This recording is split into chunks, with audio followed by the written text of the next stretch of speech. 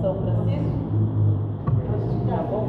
Então é isso, agradecemos a presença de cada pessoa que aceitou, como a Márcia disse, nós fomos os escolhidos dessa tarde, então vamos nos reunir, refletir, participar e que os ativistas aqui da mesa também considerem o tempo de cada um de fala, respeitando, não tem certo ou errado, tem a vontade aqui de caminharmos juntos e com um destino de eternidade, seja feito aqui na terra como será no céu. Então, os minutos, como nós temos até 7 horas, então nós temos 10 minutos de fala para cada um e a regra 5 para cada um.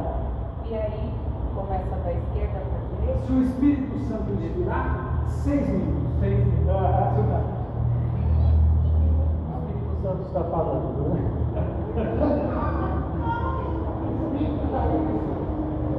Bom, eu agradeço muito a oportunidade de estar aqui com vocês. Fico muito feliz pelo convite do pastor Jair que fez para estar aqui presente. E quero dizer que sempre estar com o povo, né, é me colocar a serviço do povo. Né?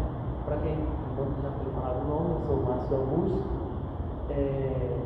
Sou apenas um servo entre os teólogos, né, a serviço das religiões, dos movimentos e das várias e diversas manifestações de fé. Como Deus falou, Ele continua falando para o seu povo, que abre o coração para escutar, né? Ouvir com o coração e entender com a mente. E com tudo isso, procurar compreender o outro. O outro, a pessoa, né? Sempre estamos com pessoas, a imagem e semelhança de Deus. Né? Quando eu vejo o outro, podemos ter a consciência nos olhos que estamos vendo Deus. Né? Mas que Deus é esse? Né? O Deus também é justiça e equidade, né? Como falou o pastor Ariovaldo, exatamente. Justiça e equidade. Então, esse Deus é um Deus que nos escuta, mas também Ele nos acolhe e também, como bom pai, nos corrige com amor. Né? E às vezes os filhos, quando estão rebeldes, não compreendem muito a correção dos seus pais. Né? Ficam profundamente indignados, como que pode falar isso aqui. Eu fui tomar um café, né, e fui abordado por, qual o nome da senhora? Foi a senhora Vera. Ela disse assim: porque a minha base teológica, como todos os cristãos, vem de uma formação cristã e eu fiz teologia católica. Mas depois eu quis fazer também a formação dos pastores da Universal, porque durante a teologia católica eles criticavam muito a Universal. Eu dizia, mas eu não posso ter juízo pela Universal se eu não estou lá no meio deles. Eu conversava com os meus padres formadores na época. E eu saí do seminário e ia ver o culto da Universal. Até quando eu saí do seminário, eu tomei decisão que eu quero, bem naquele tempo quando surgiu lá os gladiadores da fé. Isso faz muitos anos, quase 10 anos atrás. E eu entrei para aquele grupo. Inclusive, o Templo de Salomão estava sendo construído e eu vim para a formação dos gladiadores da fé no Templo de Salomão. E ali pude desfazer aquele juízo, aquele prejuízo dos padres teólogos, né? E alguns pastores, me perdoem, essa época causou estranheza, mas não podemos ter o preconceito, temos que acolher para compreender e não julgar, né? E nisso eu vim vivenciar essa experiência e foi muito rico. Mas estando na fé universal, presenciei as manifestações que chamavam, manifesta o demônio agora, né? Eu disse, não, mas essas entidades é uma fé da religião da matriz africana. Eu não posso condenar essas entidades. Eu quero conhecer essas entidades mais de perto. Eu quero ir no terreiro de Umbanda, de Candomblé. Eu quero sentir como este Deus que está falando com estas pessoas. Porque lá eles têm a fé deles, né? E fui, e lá entendi que tinha a manifestação de Deus da direita e da esquerda. As entidades da direita e eu disse, eu acho que eu sou uma entidade da esquerda no meio dessa coisa direita da teologia, né? Porque eu digo, porque é uma coisa meio rebelde de ser, sabe? Assim, porque você está lá, mas fala contrário, mas por quê? Eu quero saber. Então eu não sou uma pessoa que julga a ninguém, né? Desde católicos, evangélicos, espírita, budista, gnósticos, ateus, judeus, muçulmanos, quem quer que seja, gays, lésbicas, trans, tantas pessoas, homens e mulheres, crianças, jovens, todos são seres humanos, né? Nesta vida me coloca apenas como um ser para servir e aprender com o outro, né? E a nossa irmã, só respondendo a fala dela, ela disse assim, já que você foi em tantas questões interreligiosas, como eu posso ouvir a fé do outro e não ter raiva quando eu estou ouvindo que o outro está falando que a verdade é a dele? Eu disse à senhora, se cale e deixe Deus falar pela senhora. Permaneça na presença, com a docilidade, com o sorriso, com o acolhimento, e deixe que Deus fale. Porque se nós formos falar, nós nos perdemos em nossa humanidade. Obrigado.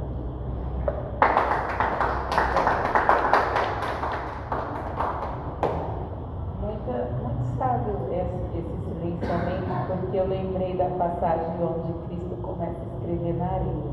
Ali houve um silêncio, né, geral, e a resposta foi tão assertiva que palavras não poderiam descrever todo o significado da resposta de Cristo àquela multidão. Vamos agora? Bom, a paz novamente.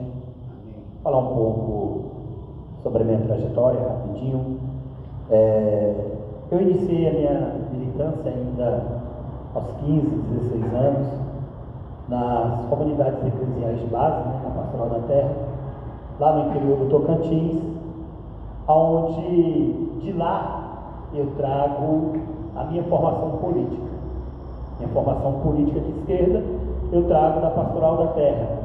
Convivi ali na região do Bico do Papagaio, com homens e mulheres de Deus que nos ensinavam para além da religião, para além do catecismo. E eu costumo dizer que se não fosse a Pastoral da Terra, a Pastoral da Juventude, talvez o meu destino teria sido outro. E isso me deu uma formação moral, uma formação política.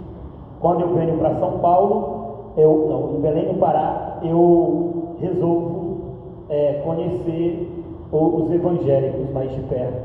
Em 93, eu desci as águas em Belém do Pará. Militei no PSTU de 97 até 2009, e aí por discordância política, mais política sindical, eu fui dirigente do Sindicato dos Trabalhadores dos Correios aqui de São Paulo, fui secretário-geral de 98 a 2004, e aí por conta da divergência eu acabei saindo do PSTU, porque no período sem militar, porque eu já estava na igreja e tinha uma dificuldade muito grande de ser da esquerda e ser da Assembleia de Deus. À época eu estava no Ministério do Belém. E aí em 2010 eu fui para o Ministério de Madureira, e em 2011 eu vou para o PSOL. Eu decido ir para o PSOL devido a um trabalho que eu estava fazendo. Eu fazia capelania carcerária e estava fazendo um trabalho em Franco da Rocha. E dentro da cadeia eu comecei a dizer, eu tenho que voltar a militar. Eu estou dentro da igreja, eu ainda não tinha cargo eclesiástico, mas eu preciso voltar a me organizar politicamente. E em 2011 eu vou para o PSOL, né, e permaneço até hoje lá. Em 2014 eu fui ordenado, eu fui dirigir a primeira congregação lá em Ferraz de Vasconcelos. Hoje dirijo uma congregação em Suzano, na cidade de Miguel Badra.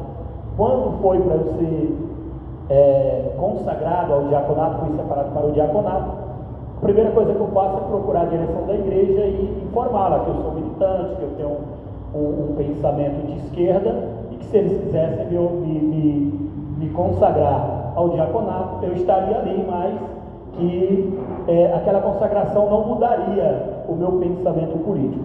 E de lá para cá eu tenho feito essa militância, justamente porque nós entendemos, né, que se a gente não fizer essa disputa, se nós não fizermos essa discussão com os nossos irmãos, ninguém vai fazer. Ninguém vai fazer. É muito difícil você militar na esquerda e ser evangélico. Mas é mais difícil ainda ser evangélico e militar na esquerda. Você, dos dois lados, você tem preconceito. A esquerda tem um preconceito com os evangélicos e os evangélicos têm um preconceito muito grande com a esquerda.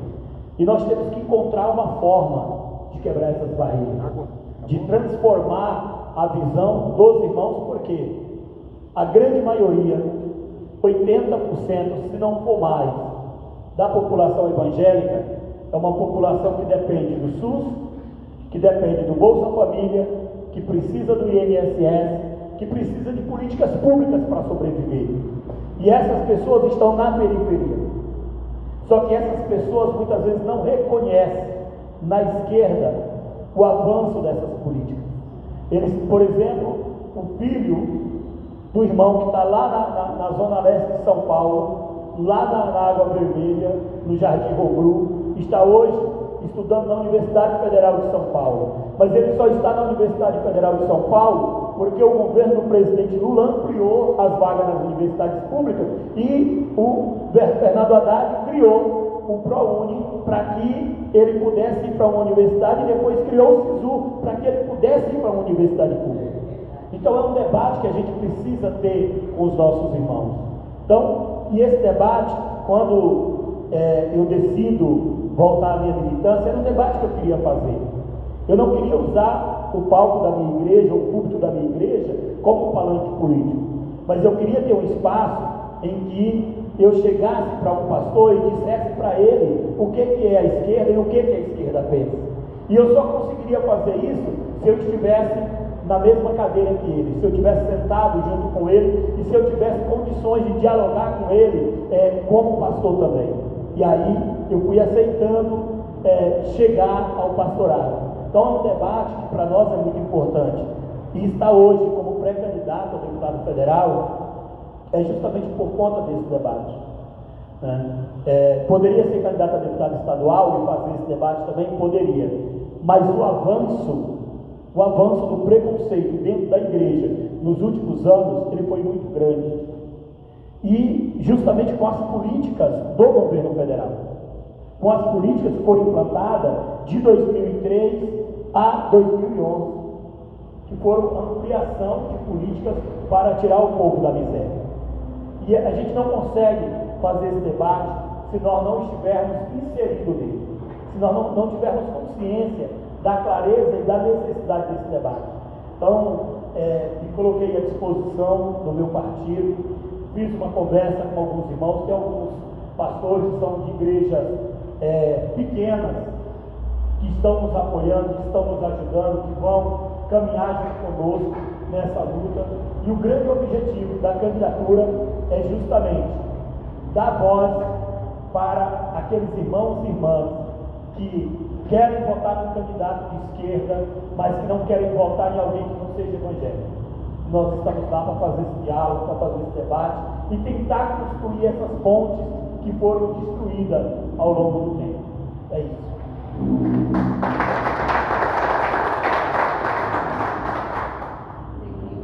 Eu acho que eu conheci o pastor no Fé e Cidadania. O senhor está inscrito? Eu lembro da sua fala e eu lembrei de Suzana e eu fiquei impressionada a lembrar. Petista, aí me chamou a atenção porque eu já passei pela Debras, mas Deus me livrou, já Deus me livrou a mim. É piada da parte. Agora seguimos com o pastor Diego. Boa tarde a todas e todos. Graças e paz em nome de Jesus, amém? Eu sou pastor, né? Sou professor, algumas pessoas me intitulam como historiador, eu faço pesquisa e publiquei de 2020 para cá, comecei a publicar livros, né? Então estou cheio de profissões. Sou membro da Igreja Batista. Eu aceitei a Jesus, quando a gente falava isso, aceitou a Jesus. Aceitei em 2003, eu era um adolescente, na Baixada Santista, funkeiro. Você já viu funkeiro, cabelo rapado? Eu era da época que o funkeiro, William, usava bermuda de veludo de uma marca chamada Ciclone. Não sei se você viu isso. E em 2003, Jesus me achou, me tocou, me transformou, e eu nasci de novo. E é isso, né? Meus pais não são cristãos.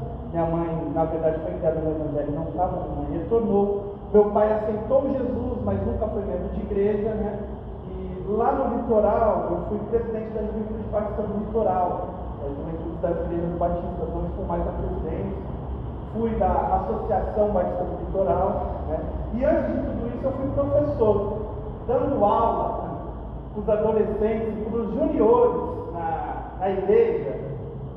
Eu achava que dava para me fazer teologia, e antes de eu fazer teologia, eu fiz faculdade de História na Universidade Católica de Santos, me formei em dezembro de 2012, no começo de 2014 comecei a fazer teologia no Seminário Batista do Litoral Paulista, que é o Seminário Batista aqui em Santos, me formei em dezembro de 2017, depois eu fiz uma pós em gestão de pessoas no Mackenzie, fiz uma segunda pós, mestrado em Ciências Sociais na PUC aqui em São Paulo.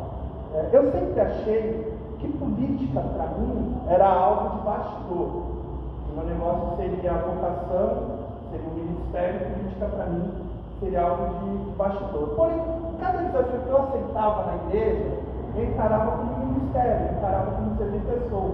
Então, quando eu fui líder de jovens numa igreja específica, para mim aquilo era servir pessoas, para mim aquilo era ministério. Quando eu fui líder de homens numa igreja, numa comunidade específica lá na cidade, eu achava que aquilo para mim era servir pessoas, era servir Jesus. E eu me apegava muito em alguns textos, um deles, Lucas 21, 37, que diz assim: Jesus passava o dia todo ensinando no templo e ao entardecer saía a passar a noite no monte chamado das Oliveiras. A primeira parte do versículo 37 de Lucas 21 fala que Jesus passava o dia todo ensinando. Fala, caraca, Jesus é um professor. Jesus está focado em trazer instrução para as pessoas, né? Aí falaram para mim que eu tinha que estudar teologia. Eu fiz um curso, não sei se o pastor Ariel Valdo lembra disso, um curso de videocassete chamado IT. Lá tinha um professor de hermenêutica, de homilética, que chamava Ariel Valdo Ramos. Ele falava que a mensagem tinha que ser cristocêntrica. Ele dizia assim, né? Vocês conhecem ele. Ele falava que a mensagem tinha que ter Cristo no começo, no meio e no fim. Isso me marcou, foi, sei lá, 2005, 2006, né? Isso me marcou até hoje, estamos em 2026. E eu venho com esse desafio, essa loucura de colocar o meu nome como deputado federal, observando a necessidade que há do povo ser servido. Porque o povo não é servido. A luta por moradia existe porque nós temos pessoas que são inimigas da população, ao invés de representar a população. A Constituição garante que todo brasileiro tem direito à moradia. É a Constituição. É a Constituição. E não há nada na Bíblia que condene. E o que nós observamos? Nós observamos pessoas que estão lá, que foram eleitas para representar e não representam. O problema que nós vivemos em diversas igrejas evangélicas, onde só se fala da teologia da prosperidade, onde só se fala de ganhar dinheiro, não se ensina sobre o Cristo ressurreto, não se ensina sobre o amor ao próximo, não se ensina sobre o amor a Deus. Estes problemas estão refletindo na bancada da bala e na bancada que se diz evangélica. É um povo que é inimigo do povo, aquele povo que está lá eleito. Não pensa em ajudar as pessoas. O presidente Lula tem um projeto para acabar com a escala 6:1, e aquele povo ausente da graça não quer votar, que é um povo ausente da graça, para ele não falar uma palavra decorosa. Portanto, pastor, eu falei com o pastor Jair de rabo de ouvido, a gente precisa criar um movimento de defesa pela família, pelo fim da escala 6x1. O que tem de irmã e irmão, irmão trabalhando dia de domingo, ausente da sua família, ausente das comunidades de fé. Jesus se importa com isso. Jesus tem interesse que essas pessoas estejam em coinonia, em comunhão. Jesus tem interesse que essas pessoas tenham tempo com a sua família. Eu penso nisso, pastor. Eu penso que a gente tem que criar um movimento de oração pelo fim da escala 6x1. Porque foi aprovado lá no Congresso, mas o Senado travou. A grande maioria das pessoas eleitas querem sugar o presidente Lula. Só querem saber de dinheiro. Aí aprova no Congresso, 2 deputados travam no Senado. É com este desafio de servir pessoas, de enfrentar impérios e refletir a glória de Deus que eu vou colocar o meu nome à disposição. Eu sou professor, tenho o desafio de usar a educação como transformação na redução das desigualdades. Tenho também o eixo da democracia, que é uma coisa que está comigo, o eixo da dignidade humana, onde tem os direitos civis e os direitos humanos como pressuposto, e também o eixo da saúde, porque a nossa população está sofrendo a respeito da saúde. Meu nome é Diego Turato, eu tenho um Instagram, tenho um Facebook, você pode me procurar lá. Eu também estou no grupo da Frente dos Evangélicos, lá no WhatsApp, qualquer coisa, pode me chamar no WhatsApp, vamos conversar.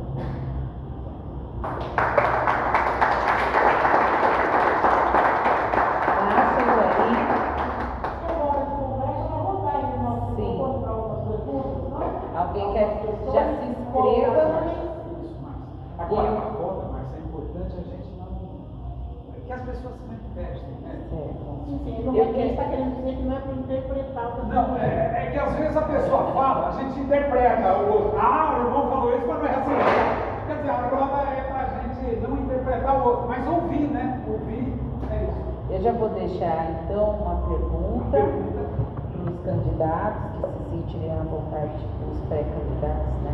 Na verdade, os ativistas, digamos, pronto, os ativistas possam responder a respeito da compreensão que nós precisamos trazer, que vocês todos colocaram, para ampliar o conceito de cidadania com o Evangelho. Então, hoje em dia, como vocês conseguirão ou pensam em promover essa desconstrução e construir uma leitura de classe dentro do público evangélico, né? Porque eles não têm uma concepção de classe, justamente porque se alguém usufrui do SUS, usufrui do SUAS e também da educação, hoje, independente de estar numa universidade pública ou privada, ele passou por políticas públicas da esquerda, né, que a esquerda promoveu, até mesmo dentro das Assembleias de Deus e da Batista. Eu não sei se na Batista há um pastorado feminino, mas na Assembleia sim, né? Tem? Na Assembleia tem, né? E aí eu queria entender como que vocês observam isso dentro da prática, do cotidiano, porque para falar que esse grupo tem que falar sobre o arroz e feijão de cada dia, porque essa concepção teórica, teológica não versa com eles, então a gente tem que ter uma comunicação, uma linguagem mais acessível. Como vocês pensam sobre isso, tá bom? A gente vai recolher mais aí algumas questões e os candidatos se atentem a elas e aí façam sua fala um por um a respeito desses assuntos, tá? Eu acho que a gente pode agilizar, sim. Alguém tem alguma questão para levantar? E respondendo, eu acho melhor é fazer um apanhado geral e fazer um comentário, porque o tempo está contra nós. Vamos lá, boa tarde. Nós estamos aqui para um momento reflexivo, também um pouquinho provocativo, né? Diante de tudo que nós estamos vivenciando. E nós sabemos que a matemática do consciente eleitoral, ela é ingrata, né, em São Paulo, é complicada. A gente precisa ir provavelmente mais de 100 mil votos cada um. a pré-candidatura de vocês provavelmente tem uma perspectiva, né, para chegar a esse quantitativo. De forma prática, como vocês acham que vão conseguir chegar nesse quantitativo e de que forma, né, vocês realmente vão chegar nesse número? Porque nós temos tido vários candidatos, pessoas se colocando, né, para a candidatura à Câmara, só que infelizmente a gente não percebe. Muitas vezes as pessoas realmente têm até boas ideias, porém ela não tem um quociente eleitoral para que aquelas ideias realmente se tornem um projeto de lei, qualquer coisa nesse sentido. Então, de que forma vocês, né, já têm uma perspectiva nesse sentido, de chegar a esse número, ou até mesmo, talvez a candidatura não seja especificamente para chegar à Câmara, mas pode ser que tenha um outro objetivo. Então, vocês possam compartilhar conosco, né, qual a ideia de vocês com relação a tudo isso. Eu vou aproveitar para colocar a minha. Eu tenho visto uma coisa muito nefasta acontecer nesse país, que é as tais emendas parlamentares, que parece que estão previstas na Constituição, serem usadas como uma maneira de amarrar o governo federal e arrancar dinheiro dos cofres públicos. Eu quero saber de vocês o que vocês pensam sobre esses atos, sobre as emendas parlamentares em si. Eu acho que a gente devia acabar com isso. E eu quero saber o que proposta vocês têm a respeito disso. Porque eu não estou vendo nenhum desse benefício.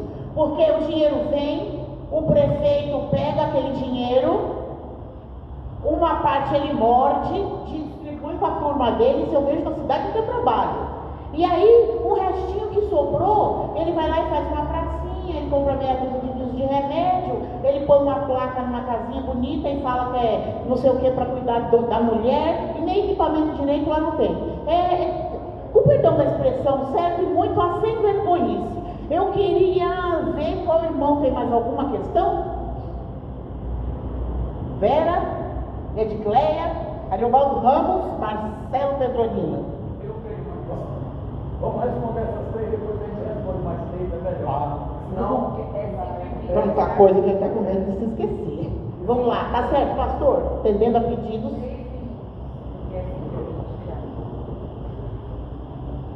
Bom, vamos lá. Primeiro, sobre a questão das emendas parlamentares. Como é algo que é constitucional, se nós quisermos acabar com a emenda parlamentar, nós temos que apresentar uma emenda constitucional para acabar com elas, né? Porém, as emendas parlamentares elas foram criadas para que os deputados eles pudessem fazer indicação nas suas bases eleitorais, nos seus estados, né? Para que o governo federal pudesse fazer investimento. Claro que de um tempo para cá isso tem sido feito de forma diferente, porque o governo federal deveria fazer o aporte e não esse dinheiro ser enviado por emenda PIX para a prefeitura utilizar da forma em que quisesse. Eu acho que tem que ter uma regulamentação de fato para que o parlamentar ele possa fazer indicação. Então, eu vou colocar aqui, lá no interior do Tocantins, nós temos a cidade de São Miguel do Tocantins, que precisa, por exemplo, de uma unidade do Instituto de Previdência Social. Então, ele vai fazer indicação e o governo federal, através dessa indicação, através da emenda que ele tem direito, ele pode fazer, né, essa unidade para atender a população ali daquela região. Mas que isso seja feito pelo governo, pelos cofres do governo federal e não a prefeitura desse dinheiro. Eu acho que essa é uma das coisas que tem que acontecer, ter uma regulamentação de fato das emendas parlamentares. Sobre a situação, por exemplo, dessa cidadania dentro da igreja, o que eu, como pastor e como militante, tenho feito é abrir a igreja para os movimentos sociais. Por exemplo, nossa igreja tem várias reuniões lá do movimento de moradia. Então eu procuro trazer os irmãos, principalmente aqueles que necessitam de casa, para dentro dessas reuniões, para que ele compreenda essa necessidade, para que quando ele ouvir falar que alguém invadiu uma terra, ele saiba que ele também poderia estar lá porque ele também não tem uma moradia, porque ele também não tem a terra, porque ele também não tem o acesso a essa propriedade. Então, nós temos aberto a igreja para isso, nós temos feito debates dentro da igreja, por exemplo, sobre o acesso à universidade pública, trazendo os jovens para fazer esse debate, para explicar que bolsas que ele tem na universidade pública, como que ele faz para entrar na universidade pública e para que ele, dentro do ensino médio, ele consiga ser o melhor aluno, ser um bom aluno dentro da escola pública, que ele consiga estar também dentro de uma universidade pública. Então nós temos feito algumas ações. Por exemplo, a nossa igreja é uma igreja hoje que faz um trabalho contra a violência doméstica. Essa já vem por dentro, por cima, pela direção da igreja, por conta de um debate que nós temos feito regionalizado. Nós temos feito um debate, temos feito um trabalho dentro da igreja contra a violência doméstica, contra o feminicídio, e isso subiu para a direção da igreja, e a direção da igreja agora está descendo isso para que a gente consiga formar os nossos pastores dentro dessa perspectiva de cidadania. Sobre a questão da votação, é algo em que, por exemplo, eu não vejo uma forma se nós não tivermos financiamento. Eu não vou conseguir ultrapassar mais de 10 mil votos se eu não tiver financiamento. E esse é o grande obstáculo que nós temos. Porque ser candidato e não ter financiamento de campanha é muito difícil. Então nós temos um candidato que vai ter 3 milhões de reais para ser candidato a deputado federal. E eu vou ter 6 mil reais. Então fica muito difícil eu alcançar o quociente eleitoral sem ter condições de visitar os irmãos, sem ter condições de visitar a minha base sindical, por exemplo. Então fica difícil. Eu acho que o grande entrave, o objetivo é eleger, o objetivo é estar dentro da Câmara dos Deputados para fazer o debate. Agora, a dificuldade é justamente o financiamento eleitoral, que muitos vão ter dentro do meu partido, estou falando de dentro do meu partido, e que uma grande maioria não vai ter. Então nós vamos ter 5, 6 que vão ter um alto financiamento, e vamos ter ali 50 que vão ter o mínimo possível.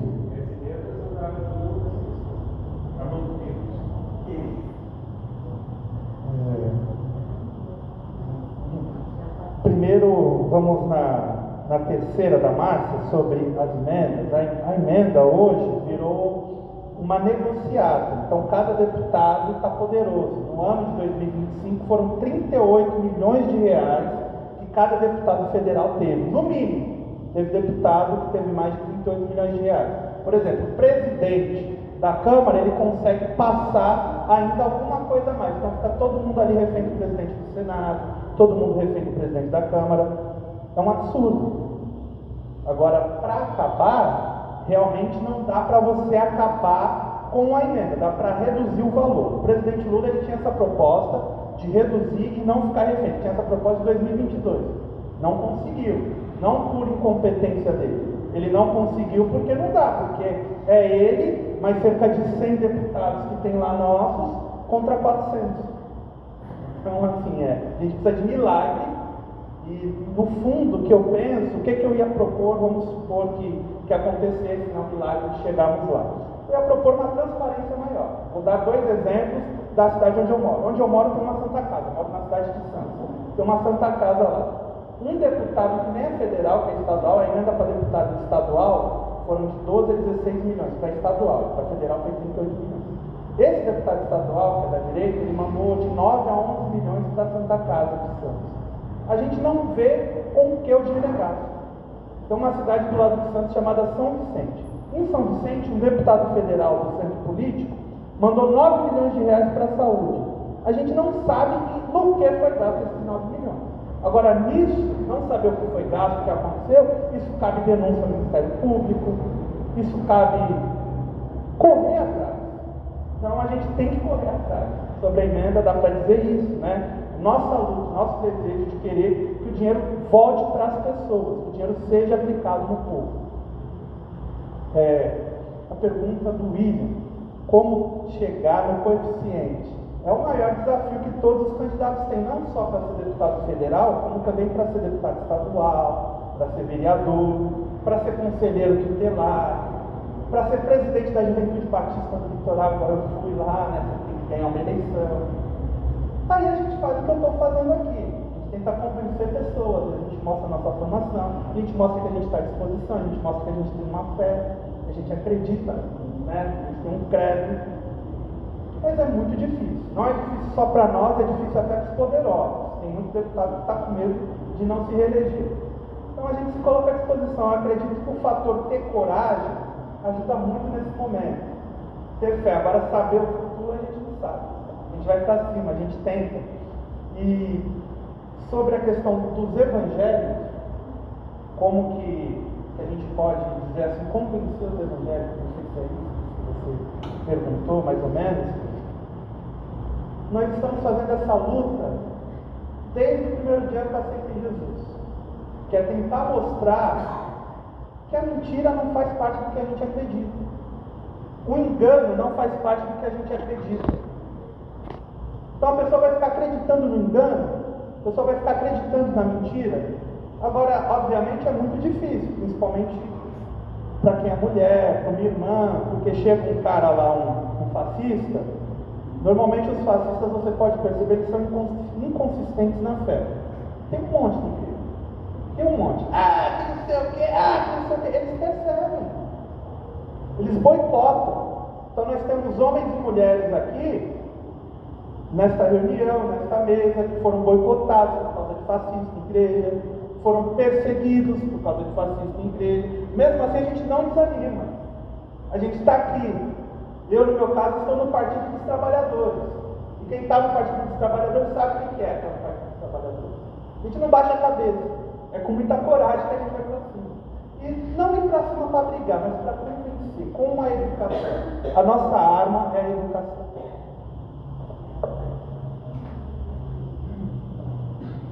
Bom, depois que os nossos amigos já falaram, há um complemento apenas, né?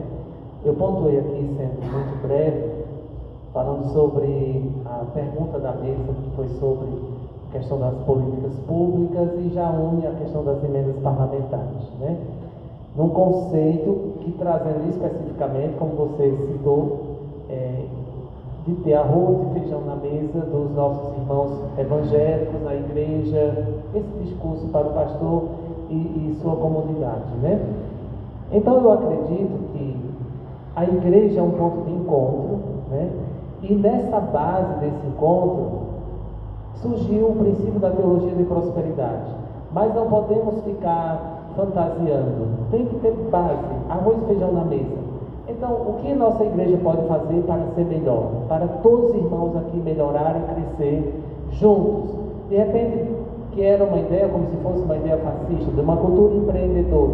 Não, vamos fazer um trabalho social de uma consciência empreendedora, onde todo mundo produz juntos e poderão, este pastor, através da organização das igrejas em todo o Brasil, criar um meio de comercializar alguma coisa que a igreja mesmo produza, além de orar, de estar com Deus, industrialmente, porque vivemos num mundo, num país industrial, né? Tem a indústria, tudo é um comércio. Então, o que a igreja pode fazer de forma estruturalmente e organizacionalmente, com forma industrial, além da fé? É uma outra forma de pensar. Imagina a igreja está fabricando carros, ou está pensando nos próximos carros voadores que vai vir da Tesla. Por que não? Né? A tecnologia é a ciência, que a ciência também é um dom do Espírito Santo. A sabedoria, né? A ciência faz parte. Então acho que a gente tem que se abrir também mais ao conhecimento, à ciência e à tecnologia. E as emendas parlamentares, como a Márcia citou, eu sou a favor que permaneçam, mas que elas sejam vigiadas pelo povo.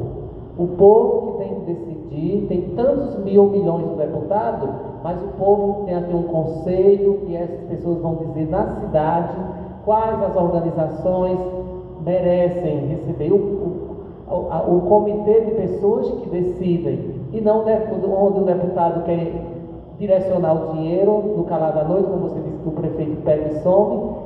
Isso tem que ser investigado pelo Ministério Público, pelas organizações que estão à sua volta. Tem que ser estudado, mas são pontos levantados. E sobre o deputado federal ter mais de 100 mil votos, né? É uma base. Sabemos que hoje em dia existem as tecnologias, né? A questão das redes sociais estão aí. O que podemos fazer para viralizarmos?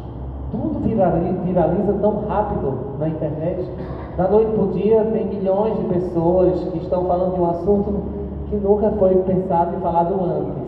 Então eu acredito que é um caminho para nós sabermos aproveitar as redes sociais de maneira intencional e estratégica de como atingir e chegar ao povo e chegar às pessoas, como falar para todos.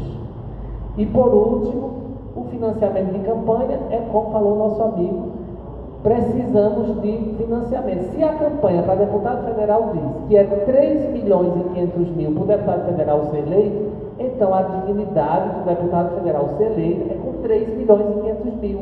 Não tem fechar os olhos e fazer de conta que vamos só pela fé. Deus age, pela fé podemos ganhar sem um centavo, como Davi derrotou Golias, né, com a pedra. Ganhou aquela batalha. Mas a tecnologia, a organização estratégica de tudo precisa que tenha um financiamento. Então, seja os nossos irmãos empresários, seja o próprio partido, uma forma mais colaborativa, de repente não ter milhões e outro não ter nada, mas distribuir melhor de igualdade para todos, né? E é isso, eu acredito que se aqui estamos como uma comunidade, né, que nos unimos para fazer o bem para as pessoas e olharmos como cristãos também com a fé, devemos olhar a política também com a fé. Que a política é também uma coisa de Deus. Não podemos dizer que a política é algo distante de Deus. É de Deus e Deus tem que controlar esta política. E nós, com esse pensamento social e ao mesmo tempo colaborativo ao outro, devemos ser uma extensão de Deus. Assim finaliza. Vamos para os nossos ativistas. Obrigada. E agora? Deixa a gente ver aqui. A gente tem aqui um 17h35. Eu acho. Alguém tem mais alguma pergunta? Alguém gostaria? Tem a coceirinha na garganta? Jair? Não, eu gosto. Não havendo pergunta, Pode falar, irmão. a gente pode Que oração? passar as considerações finais de cada Ave um. Maria. E a palavra vem para mas no meu voto tem questões? Não, eu tinha falado com o Jair. Não, eu tinha mesmo. Eu tinha uma questão. Mas Então, eu fica, mas daí não vai dar tempo. Fica para pensar. Então, fica na mesa é o seguinte: existe um projeto de reforma agrária tramitando, né, no Congresso. Esse projeto de reforma agrária, ele fala de impostos, né, de cobrar impostos. E tem um capítulo dentro desse projeto de lei que chama-se, a gente apelidou de Imposto do Pecado. O Imposto do Pecado é aquela que incide sobre cigarro, que incide sobre álcool, mas na proposta incide sobre as bets, tipo tigrinho. Só que é o seguinte: o pastor, a bancada evangélica da Bíblia, ela apoia sim que se taxe o cigarro, que proíba a maconha, essas coisas. Mas a bet não, entendeu? Estranho, né? Estranho. Não, eu só ia provocar vocês sobre essa questão do imposto do pecado e também ia provocar vocês sobre essa questão de isentar as igrejas, tá? Está em debate hoje lá. A igreja já tem isenção, né? Mas ela quer ampliar e partir para a imunidade total, que é outra figura, né? Eu ia provocar vocês, mas fica para a mesa. Eu acho que até merece, viu, Turato? Você que já escreveu, vocês também, que lá é professor, todo mundo aqui é professor, você também já é escritor, aí o irmão Marco Arroio, de construir um artigo sobre isso, né? Sabe? Sobre o imposto do pecado. Tá bom? É isso. Aí eu deixo para provocação para todos aqui, nós somos cidadãos. que procure estudar a história desse país, dentro de uma concepção desconstruída e decolonial, justamente porque a igreja tradicional e conservadora é a que mais na história, né, sacrificou pessoas por conta de uma fé, né, fake fé. E essa projeção continua, e agora dentro do mundo evangélico é muito mais acentuada e cruel, né? Porque eu sou uma pessoa negra e eu sofri dentro da mesma concepção denominacional que o pastor Ribamar, algumas perseguições pelo meu jeito afro de ser. E eu acho importante que todos conheçam a história do seu país, que vocês querem legislar, e que ela começa com sangue de pessoas sequestradas e de povos indígenas exterminados. E toda a nossa relação hoje, nós não temos outra concepção, porque foi tirado de nós o direito de ter uma concepção nacional de fato. A nossa concepção de cidadania, ela é miscigenada, mas de uma forma bélica, com assassinatos e extermínios. Então, se a gente não parar de promover essa idealização de extermínio de forma subliminar, biblicamente falando, esses públicos continuarão com as outras gerações, com os meus netos, porque eu já tenho uma filha adulta, e aí projetando todas essas ideologias de morte e de extermínio mascarado de um cristianismo que é totalmente contrário às Sagradas Escrituras. Então, é um clamor que a população preta, eu posso dizer porque eu sou, faz para esses candidatos não pretos, né, mas todos viemos de África. Então, eu queria deixar esse triplex na cabeça de vocês, porque a gente hoje, em um curso do MST, ficou mais ciente que André Rebouças, ele foi um abolicionista consciente e que o 13 de maio foi como uma válvula de escape para que ele pudesse colocar o plano da reforma agrária em pauta, porque se ele não fosse, como falam, com aliança com a princesa Isabel, não conseguiríamos a abolição de fato. Então, há meios que precisa ter estratégia, como o presidente Lula fala, que precisa dessa diplomacia que Deus deu para ele e não para muitos, para chegar em objetivos que trate da população da qual eu faço parte.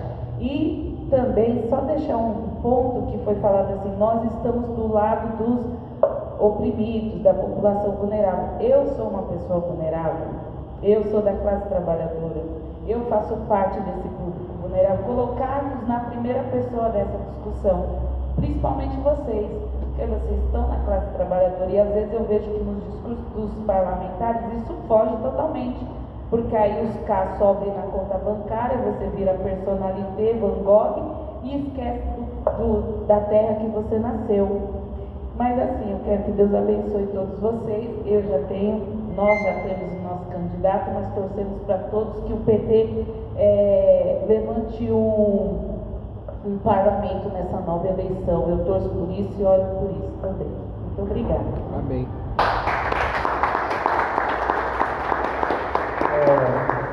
Para fechar, estamos nas considerações finais, a última canção que nós cantamos foi sobre um Barnabé. Em Atos dos Apóstolos, retrata o Barnabé como um homem cheio de Deus, desapegado do dinheiro.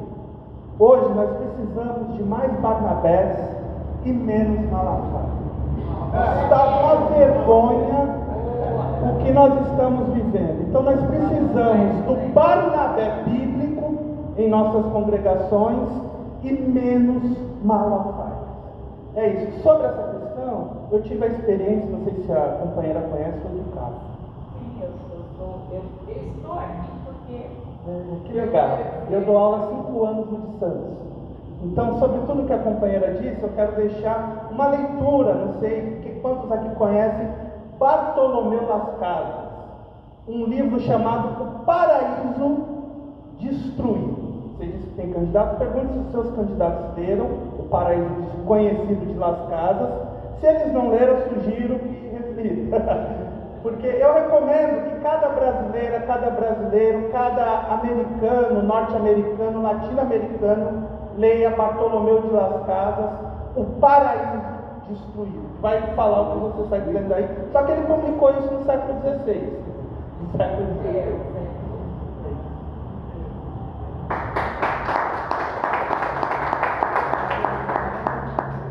Bom, primeiro quero agradecer a oportunidade de ter estado aqui, juntamente com os irmãos e irmãs, dizer que é muito importante o debate, que a gente precisa ampliar esse debate.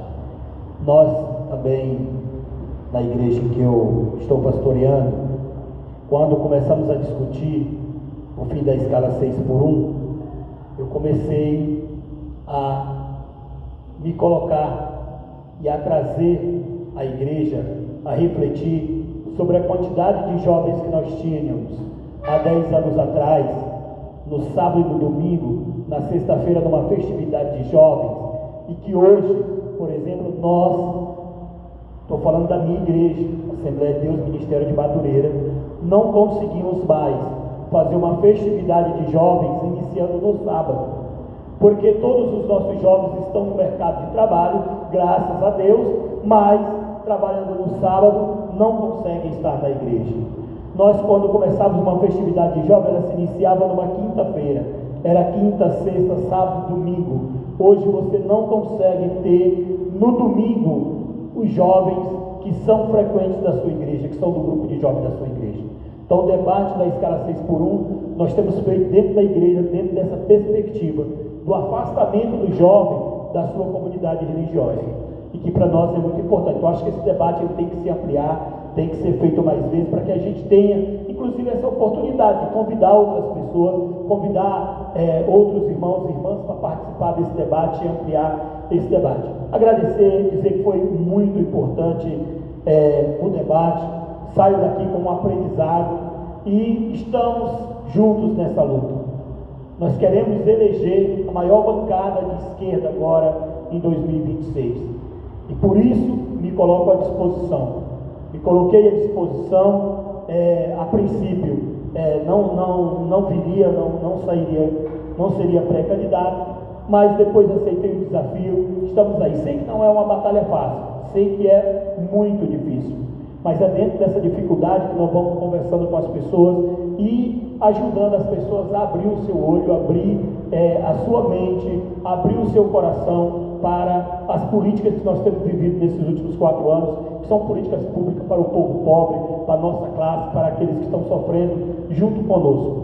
Eu sou peão de trabalhar de segunda a sábado e de não ter tempo muitas vezes de ir mais fazer o meu trabalho que eu fazia no presídio, porque a sobrecarga de trabalho ela acaba te impedindo de fazer muitas coisas, mas que é algo que nós queremos acabar o mais rápido possível. Que Deus nos abençoe.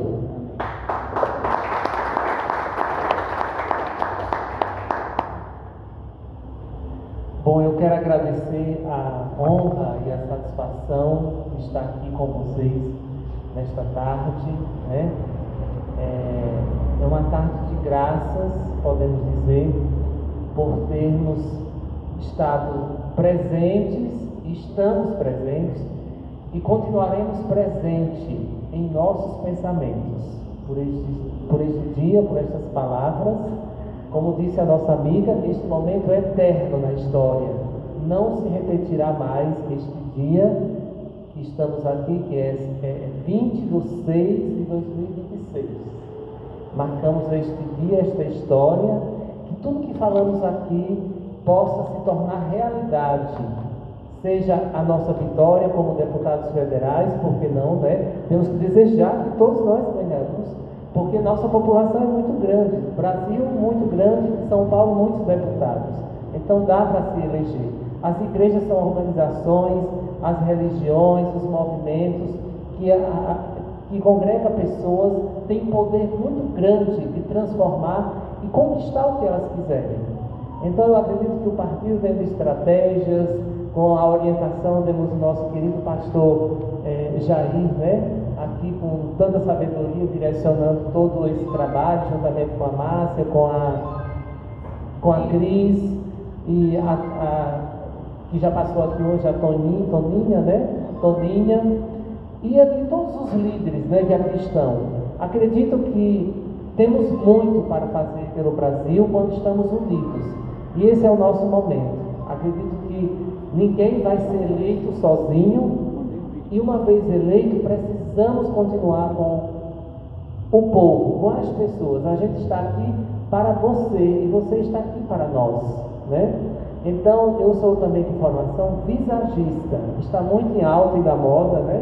Temos aqueles Juarez que balança a capa lá, que mudam os homens, e eu também sou barbeiro por formação, sou também cabeleireiro e visagista.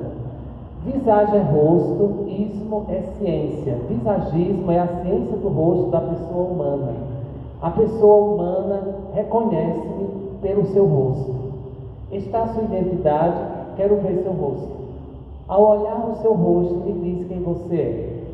Então, que nós possamos olhar o rosto uns dos outros. Estamos com as tecnologias em nossas mãos, toda hora desviando do rosto. E há uma tentação em dizer, depois eu mando a mensagem. Falo com você, não, eu quero olhar nos seus olhos. Quero estar perto, quero sentir, quero tocar. Então vamos se aproximar mais uns dos outros. Vamos nos sentir, vamos nos tocar. Vamos nos olhar como pessoas humanas. E não simplesmente como tecnologias artificiais. Sou a favor, mas não podemos dizer que tudo agora é artificial, que até a nossa humanidade vai deixar de existir porque é artificial. Não, continuamos de carne e osso, somos humanos e valorizamos a nossa humanidade, né? Então, que nós possamos ter a capacidade de nos olhar no espelho e perguntar quem eu sou e o que eu quero. O que eu quero para mim, o que eu quero para a minha igreja, o que eu quero para meu irmão, o que eu quero para meu Brasil, né? O que eu quero para a política brasileira. Vamos perguntar, teremos respostas. Então, espero que possamos nos reencontrar com respostas. Obrigado.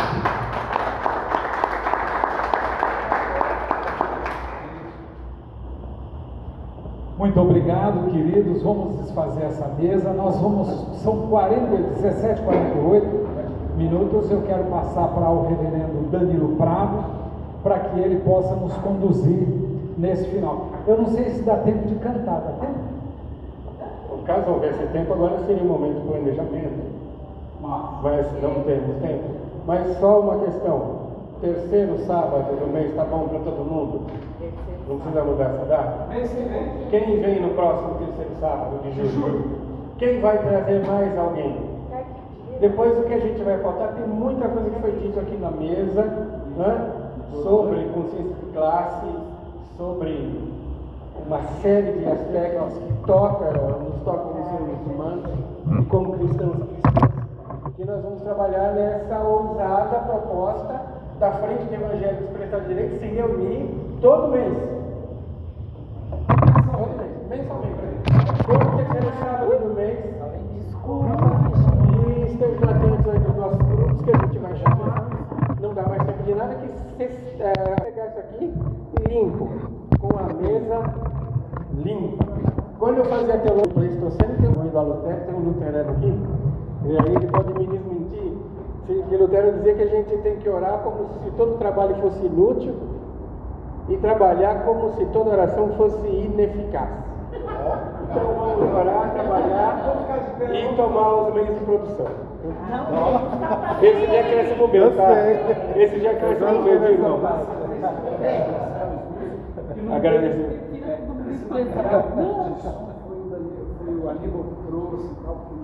Os musicistas, candidatos, militantes, reverendo Ariovaldo. Pai querido, na tua presença nós te agradecemos por esse momento de encontro e de reencontro. Que a nossa fé frutifique em ações, em solidariedade, em atitudes de fé, em ações políticas que edificam o teu reino. É o que te pedimos, em nome do Pai, do Filho e do Espírito Santo, pelos méritos de nosso Senhor Jesus Cristo. Amém. Muito bem. Agora nós vamos colocar Cada vez